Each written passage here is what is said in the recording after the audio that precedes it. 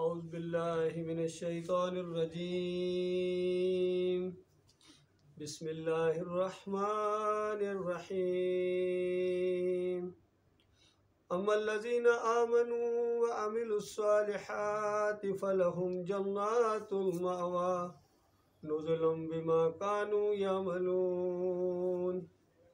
व अम्मल्लज़ीना फसकू फमअवाहुमुन नार कुल्लमा अरादू अन यख़्रुजू मिन्हा उईदू फ़ीहा व क़ील लहुम ज़ूक़ू अज़ाबन नारिल्लज़ी कुन्तुम बिही तुकज़्ज़िबून।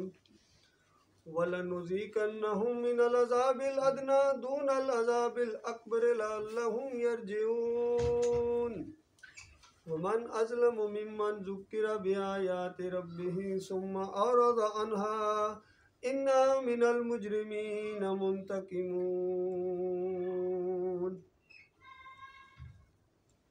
ये सूरह अलिफ लाम मीम सजदा की आयतें हैं। नबी अलैहिस्सलाम जुमे के दिन फजर की सलात में ये सूरत तिलावत किया करते थे। गौर करें किस कदर ईमान को ताज़ा करने वाली ये सूरह है, ये आयात हैं। जो सहाबा इकराम के अंदर तब्दीली आई थी वो इसी कुरान की वजह से थी।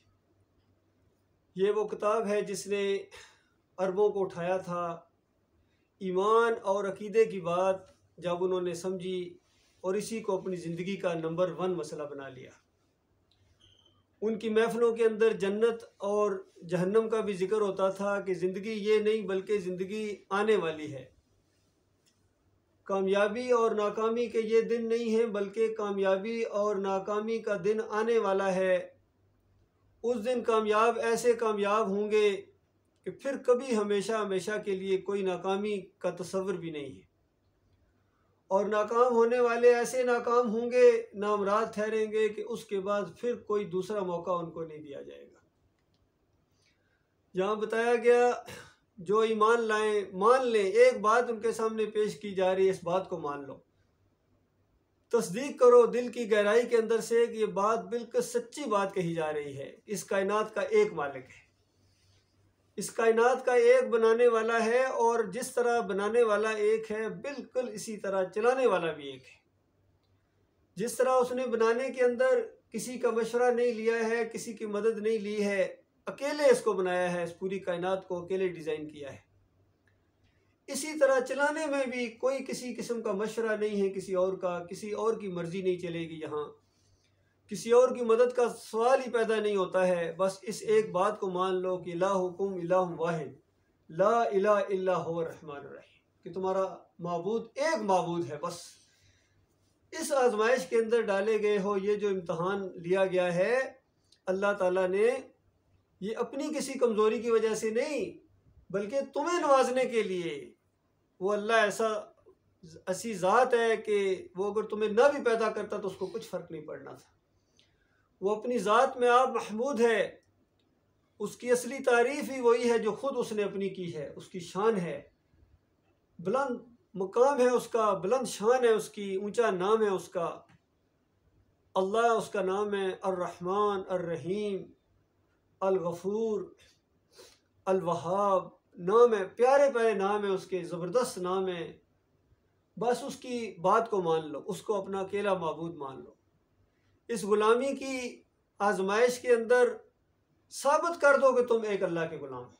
ये साबित करना है, इसका इम्तहान है कि तुम एक अल्लाह के गुलाम हो और इसी का हिस्सा है कि तुम किसी और के गुलाम नहीं हो। दुनिया की सारी गुलामियों के ऊपर तुम थूक दोगे, किसी गुलामी का पट्टा तुम पहनने के लिए तैयार नहीं हो सिवाय अपने एक मालिक के। और गुलाम जो होता है इससे अगला दर्जा है गोया अब्द। अब्द हालांकि दुनियावी लिहाज से इंसान किसी का गुलाम हो सकता है लेकिन अब्द नहीं हो सकता है। गुलाम रहते हुए तुम अल्लाह के अब्द बनोगे, किसी और के अब्द नहीं बनोगे।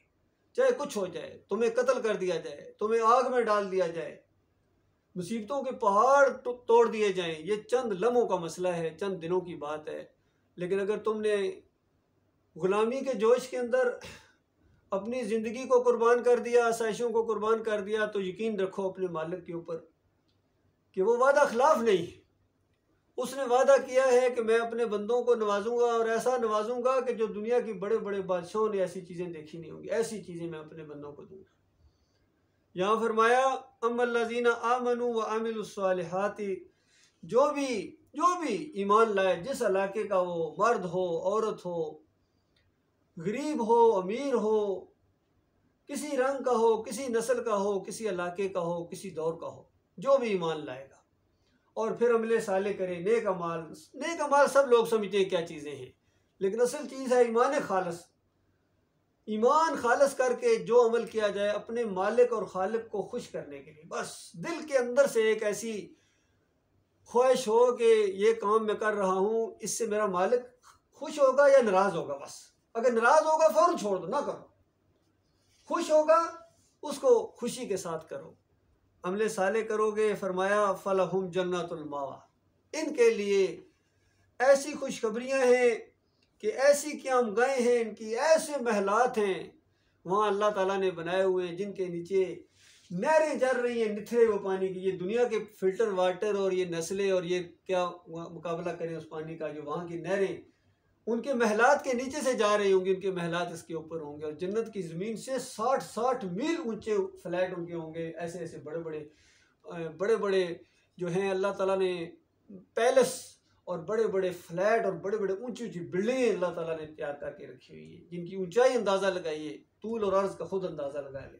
60-60 मील ऊंचे, किसी के 50-50 मील ऊंचे, किसी के 40-40 मील ऊंचे, कम अज़ कम 30-30 मील ऊंचे मकानात होंगे जन्नतियों के। फरमाया उनकी क़याम गाहें ऐसे जन्नतों की होंगे, नुज़ुलुम बिमा कानू यामलून, नुज़ुलुम बिमा कानू यामलून, ये मेहमान नवाजियाँ होंगी उस गफूर रहीम की तरफ से। अंदाज़ा लगाइए, गफूर रहीम की तरफ से, जिसका मेज़बान ऐसा हो वो मेहमान कैसे होंगे।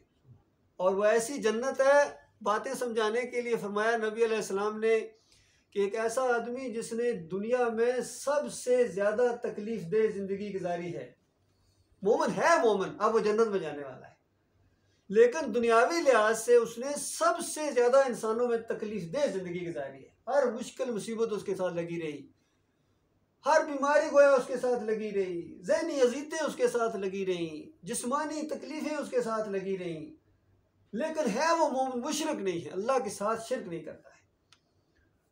तो नबी अलैहिस्सलाम फरमाते हैं कि जन्नत में दाखिल करने से पहले गोया अल्लाह ताला एक मंजर दिखाएगा और एडवांस यहाँ खबर पहुँचा दी कि मेरे बंदो ये कुछ होने वाला है।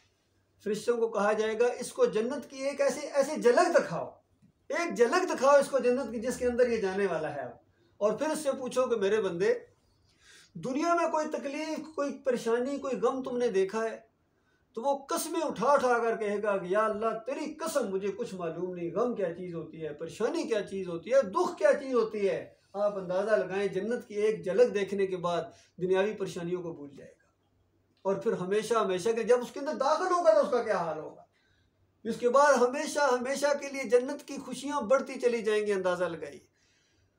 और दुनिया में देखें बड़े बड़े बादशाह होते हैं, बड़े बड़े शेख होते हैं, बड़े बड़े जनाब अपने चीज़ों से उकता जाते हैं, अगली चीज़ें पहले फेंक देते हैं या बेच देते हैं या ऐसे ही बार फेंक देते हैं, फिर नई चीज़ें आ जाती हैं। लेकिन जन्नत का ऐसा मामला है कि जन्नत की कोई चीज़ ऐसी नहीं है जिसके बारे में आपको एक लम्हे के लिए ख्याल आए कि अब ये पुरानी हो गई है, अब ये फेंक दी जाए, अब ये बेकार है, या उससे कुछ नागवारी का मामला हो।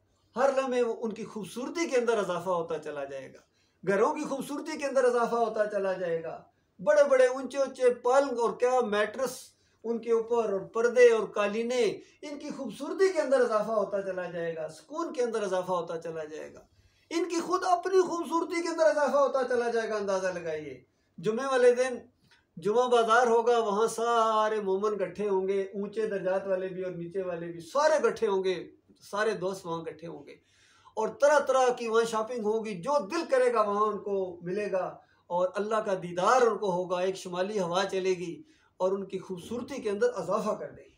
वापस आएंगे अपने महल के अंदर तो बीवी दौड़ती हुई आएगी, जोश के अंदर आके अपने खावन का इस्तकबाल करेगी और कसम उठा के कहेगी कि अल्लाह की कसम, जब गए थे आप तो उससे ज़्यादा खूबसूरत होके वापस लौटे हैं, उससे ज़्यादा खूबसूरत होके, अंदाज़ा लगाइए।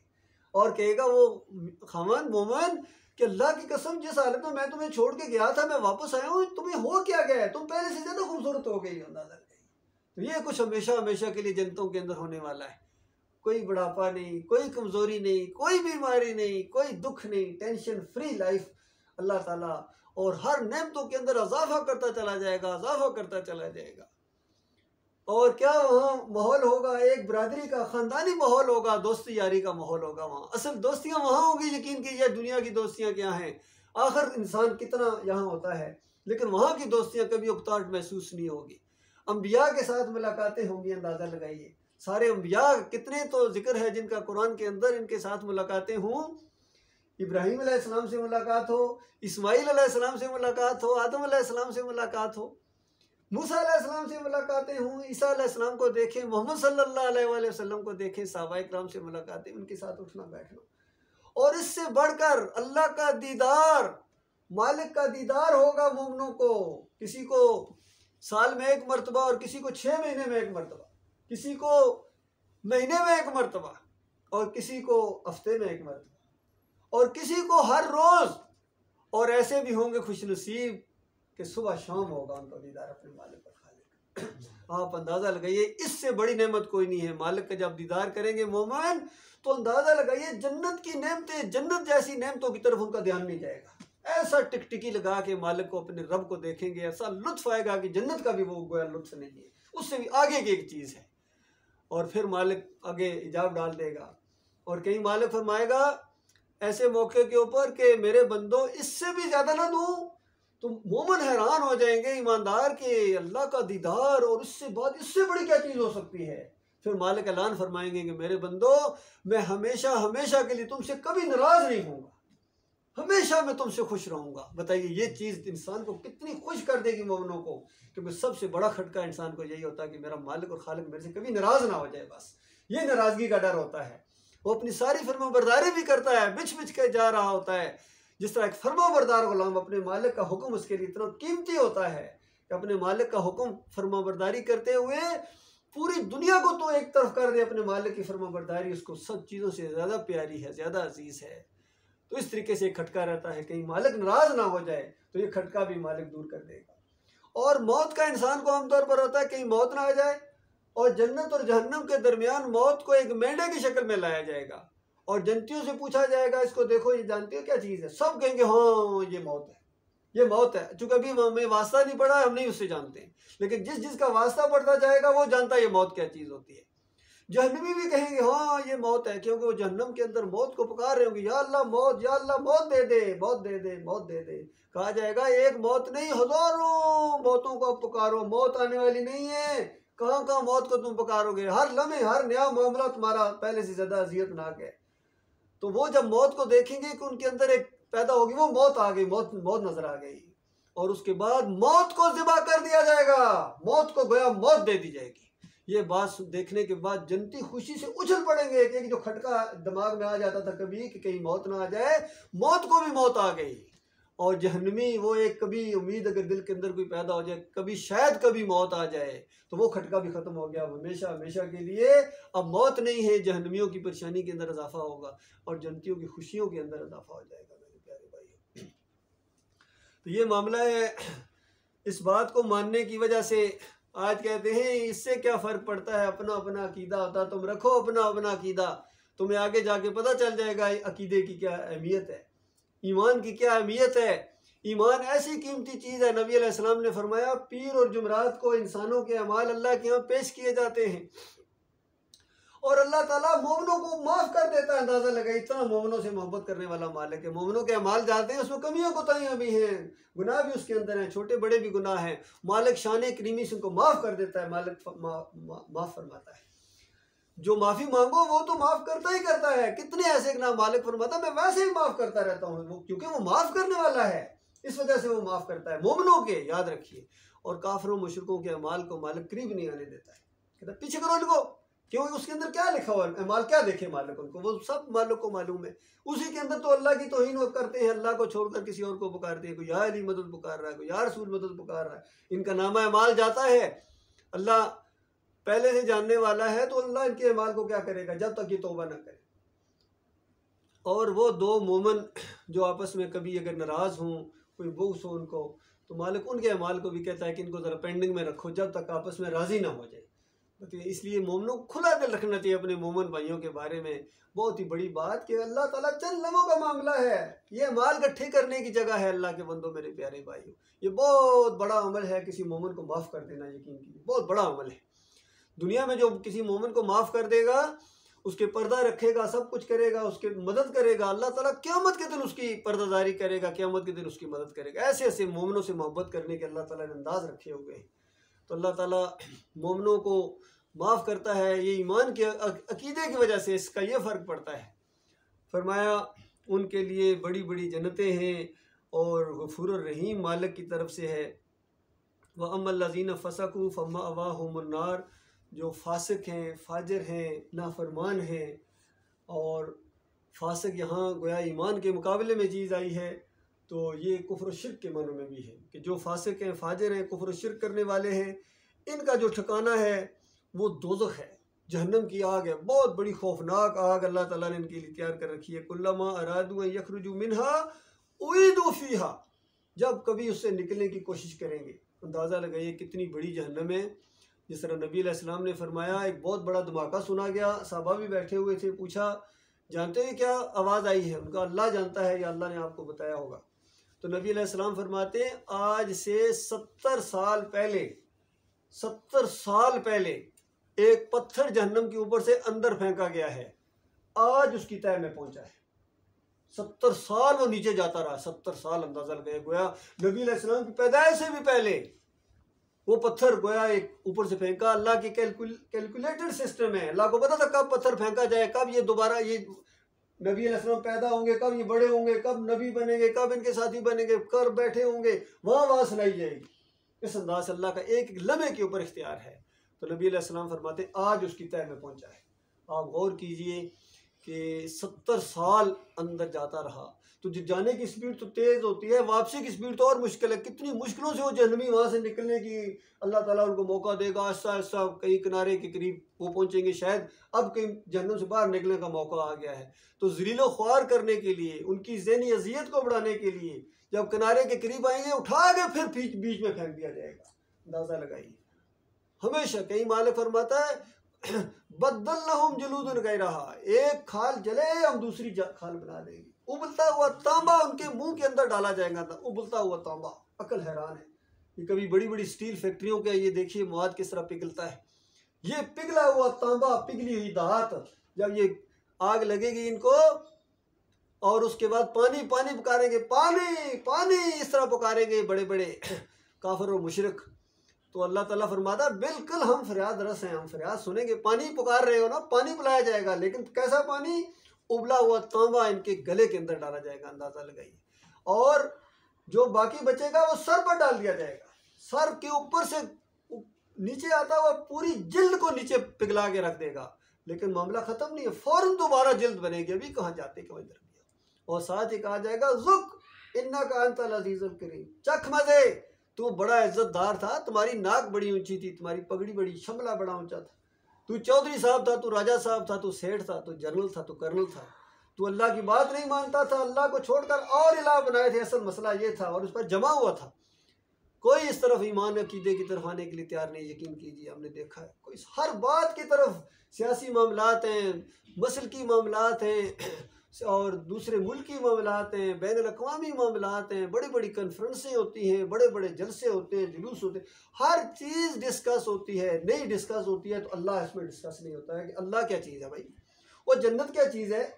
कभी कौमी असम्बली में आपने चीज़ देखी हो, कभी सेनेट में ये मसला डिस्कस हुआ हो, कभी UNO की महफिल के अंदर ये मामला हुआ हो, कभी किसी बड़े लीडर ने कहा हो कि देखो ये मामला इस तरह करो तुम्हें जन्नत मिलेगी, और या ये काम करो तुम्हें जहन्नम से बचा लिया जाएगा। कभी किसी ने कहा है ये चीज़ें गैर ज़रूरी हैं, और इनकी महफिल के अंदर जाकर अगर आप ये बात कह दें तो सारे हैरत से देखेंगे ये क्या मसला इसने छेड़ दिया, ये बातें तो दूसरी हैं। महंगाई की बात करो, ये पॉपुलेशन की बात करो, सफाई की बात करो, माहौलियात की बात करो, क्या बातें कर रहे हो कि जन्नत है, जहन्नम है, अल्लाह है, इस तरह के लोग जन्नत में जाएंगे, इस तरह के लोग जहन्नम में जाएंगे, कौन सी बातें छेड़ दी। तो ये इनके नज़दीक अंदाज़ा लगाइए जो सबसे ज़्यादा ज़रूरी बात है वो इनके लिए सबसे ज़्यादा गैर अहम बात है। तो ये इनकी बदबख्ती की इंतहा है। और जिन लोगों को आज दुनिया में इस चीज़ का एहसास हो गया, मेरे प्यारे भाइयों, अल्लाह का शुक्र अदा करो। बहुत ज़्यादा शुक्र करने की चीज़ है ये कि सबसे बड़ा एहसान हमारे ऊपर अल्लाह ताला का हुआ है। अल्लाह ने हमें पैदा किया है। अगर अल्लाह हमें पैदा ही ना करता, ये दुनिया इसी तरह चल रही होती, हमें तो पता भी ना होता ये मामला क्या है। और उसके बाद पैदा किया, मालिक ने अपनी मखलूक में से इंसान बनाया। कितना बड़ा एहसान किया अल्लाह ने। कोई और मखलूक बना देता, बताइए हम क्या कर, जोर लगा सकते थे, कोई एहतजाज कर सकते थे? नहीं, अल्लाह ने इंसान बनाया। और फिर इंसान बनाने के बाद अल्लाह ताला ने ईमान की दौलत दी, रहनुमाई का इंतजाम किया परवरदिगार आलम ने, अकीदे की बात हमें समझा दी जो बड़े बड़े फलसफियों को समझ में नहीं आ रही। बड़े बड़े मुफ्ती और मुफ्ती आजम, आला और अबुल आला की समझ में जो बात नहीं आई है, बड़े बड़े दौलत वाले, बड़े बड़े PhD और डॉक्टरेट करने वाले और नोबल प्राइज और याफ्ता, उनकी समझ में ये बात नहीं आ रही। अल्लाह के बंदो, हमें जो बात समझ में आ गई है, हमारे मालिक का हमारे ऊपर एहसान हुआ, यकीन कीजिए। कोई हमारी कोई नहीं है इसके अंदर, यकीन कीजिए। हम कहेंगे हम बड़े तलाश में थे और ये बड़े हम समझदार हैं और बड़े ये नहीं, हमारे मालिक का एहसान हुआ है हमें ईमान अकीदे की बात और कुफ्र शिर्क की दलदल से अल्लाह ताला ने हमें निकाला है, हिम्मत अता फरमाई। फिर एहसान के ऊपर एहसान की लहरें देखिए, जिस तरह समुंदर एक लहर के ऊपर फिर लहर आती है, फिर लहर आती है। एहसान के ऊपर एहसान आ रहे हैं कि मालिक ने इस्तकामत अता फरमाई। कितने हमारे जैसे थे, हमारे जैसे हम अकीदा थे, आस्ता आस्ता फिसल गए, फिर उनके अकीदों के अंदर फिर शिरक आ गया। ईमान के बाद फिर वो काफिर हो गए, लेकिन हम मालिक हमें अभी तक जमाए हुए हैं और हमें बिल्कुल किसी से हम मरूब नहीं होते हैं। ज़हनी मरूबियत नहीं है, ना हम तादाद को देखते हैं, ना हम किसी के वसाइल को देखते हैं, ना किसी के ऊंचे मनसब को देखते हैं। ये हमारे ऊपर अल्लाह ताला का बहुत बड़ा एहसान हुआ है। ईमान खालिस के ऊपर जो जम जाने की तौफीक मिली है, ये अल्लाह की सबसे बड़ी एहसान है मेरे प्यारे भाइयों। और इसी का मुतालबा है, इसी का मुतालबा है, यकीन कीजिए। अल्लाह ताला फरमाता है इन्नल्लज़ीना क़ालू रब्बुनल्लाह सुम्मा इस्तक़ामू ततनज़्ज़लु अलैहिमुल मलाइका, कि जो कहें कि हमारा रब, हमारा मालिक अल्लाह है और उसके ऊपर जम जाएं, इनके लिए जन्नत की खुशखबरी है, इनके लिए फरिश्ते आते हैं, प्रोटोकॉल होगा इनका इस दुनिया से। जब उस दुनिया में ये जाएंगे, आखिरी सांस तक अगर इस ईमान और अकीदे को ले जाएं, ये हिम्मत वाले लोग, ये अल्लाह के ऊपर भरोसा करने वाले लोग, ये अपने मालिक के ऊपर तवक्कल करने वाले लोग, नौजवान जवानी और जवानी की सारी तमन्नाओं का गला गांठ दें अल्लाह के वादों के मुकाबले कि मालिक के वादे सच्चे हैं। मालिक ने ये कह दिया है कि देखो ज़िंदगी ये ज़िंदगी नहीं है, ये तो इम्तहान की ज़िंदगी है। असल ज़िंदगी इस ज़िंदगी के बाद शुरू होने वाली है, जो आखिरत की ज़िंदगी है, और वो एक लम्हे बाद भी शुरू हो सकती है, एक मिनट बाद भी शुरू हो सकती है, कोई भरोसा नहीं है ज़िंदगी का। तो फरमाया ऐसे लोग जो ईमान लाने के बाद हमले साले करेंगे, वो जहन्नम से बचा लिए जाएंगे। और जो इस बात को नहीं मानेंगे, आज दुनिया के अंदर रीझ मरने वाले, दुनिया का इनका मुकाबला है, इनका फ्यूचर ये दुनिया है, कोई इनको परवाह नहीं है कि इनका क्या हाल होने वाला है, इनके बीवी बच्चों का क्या हाल होने वाला है। तो उसके बाद वहाँ जब जाएंगे हमेशा की बर्बादी के अंदर, तो कहा जाएगा अब चखो मज़े इस जहन्नम की आग के। जब कभी निकलने का किनारे की तरफ मौका दिया जाएगा, फिर उठा के बीच में फेंक दिया जाएगा और कहा जाएगा ज़ूक़ू अज़ाब अन्नार लज़ी कुन्तुम बिही तुकज़्ज़िबून, अब मज़े चखो इस अज़ाब के, उस इनकार की वजह से जो तुम इनकार करते रहते थे, तुम नहीं मानते थे। जब तुम्हें दावत दी जाती थी, तौहीद की दावत दी जाती थी, तुम नहीं मानते थे। कुफ्र बित्तागूत किया जाता था। इन सारे बड़े बड़े तवागीत के अकायद अल्लाह की किताब के ऊपर परखने के बाद देखो कि अल्लाह की किताब को मानो और इन बड़ों की बात को ना मानो। इन बड़ों ने तुम्हें शिर्क सिखाया है, इन्होंने ईमान अकीदे से हटाया है। जिस तरह सूफियों के कोई अकीदे आप उठाकर देखिए, अब्दुल कादिर जिलानी की किताबें उठाइए, मोइनुद्दीन चिश्ती की किताबें उठाइए, मुजद्दिद अल-फ़सानी को पढ़िए, कश्फ़ुल महजूब वाले को पढ़िए, अनफासिल आरफीन वाले को पढ़िए, हुज्जतुल्लाह अल-बालिग़ा वाले को पढ़िए, शाह वलीउल्लाह का पूरा ख़ानदान, सबके ये अकीदे हैं। कोई कहता है अल्लाह बंदे के अंदर आ जाता है, कोई कहता है बंदा अल्लाह के अंदर चला जाता है, कोई कहता है हलूल हो जाता है, कोई वास्ते वसीले का शिर्क, कोई वादतुल वजूद का शिर्क। इसी के ऊपर सारे डटे हुए हैं। आला हज़रत हूँ या अबुल आला हूँ। फिर इन्होंने फ़िरके बनाए हुए, कोई बरेलवी है, कोई देवबंदी है, कोई अहले हदीस है, कोई सल्फ़ी है। सारे के सारे उस दीन से बिल्कुल दूर हो गए जो आखिरी नबी मोहम्मद सल्लल्लाहु अलैहि वसल्लम ने अल्लाह की सुन्नत के मुताबिक जिस दीन को की तरफ बुलाया था। सारे अम्बिया का एक दीन, दीन इस्लाम, तौहीद, रद्द शिर्क। अब तो अल्लाह के बंदों कोई नबी आने वाला नहीं है। आखिरी किताब आ गई, आखिरी शरीयत आ गई। अब अल्लाह के आखिरी रसूल मोहम्मद सल्लल्लाहु अलैहि वसल्लम की उम्मतियों ने ये काम करना है। अब हमारे ऊपर जिम्मेदारी अल्लाह ताला ने डाली है। यकीन कीजिए, आपने इस दीन को फैलाना है और आपकी ज़िंदगी का नंबर 1 मसला अगर ये नहीं है तो इसका मतलब है आपके ऊपर अल्लाह की पहचान नहीं हुई। ये दीन इख्तियार करने के बाद ये आपके ऊपर जिम्मेदारी है।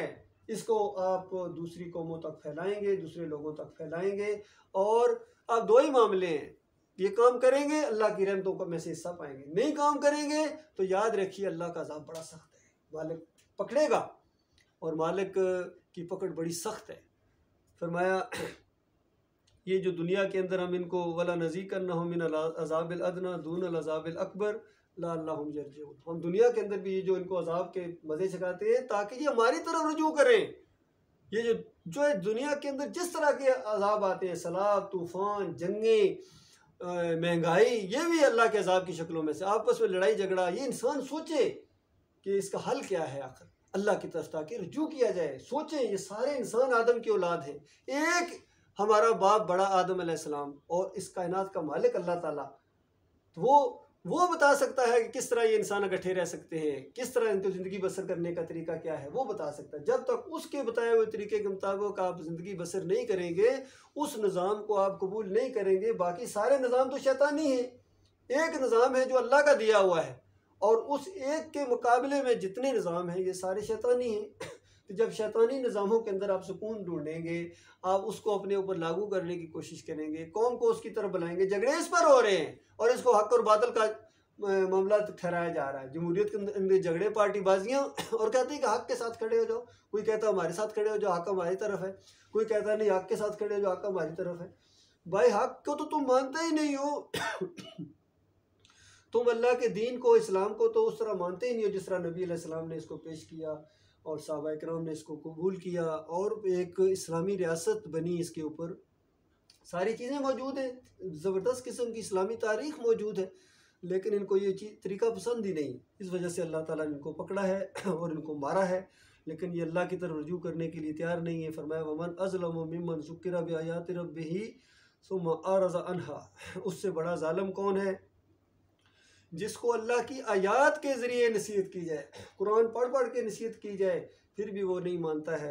मालिक फरमाता है इन्ना मिनल मुजरिमीन मुंतकिमून, ऐसे मुजरमों से हम इंतकाम लेके रहेंगे।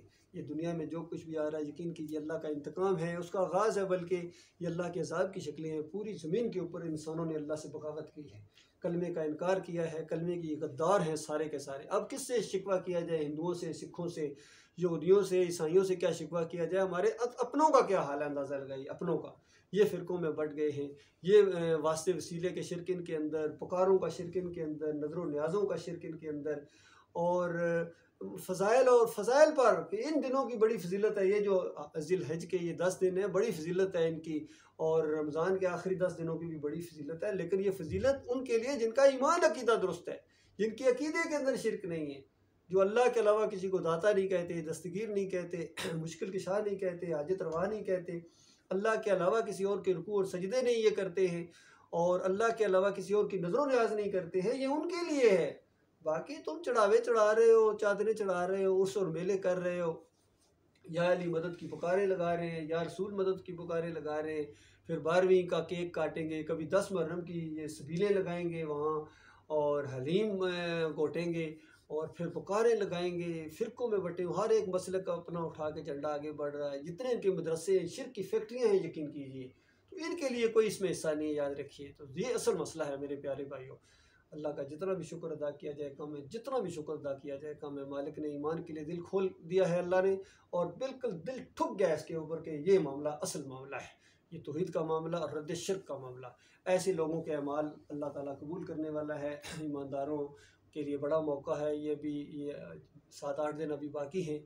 इन दिनों के अंदर हर अमल अल्लाह ताला को बाकी दिनों के हर अमल से ज़्यादा पसंद है।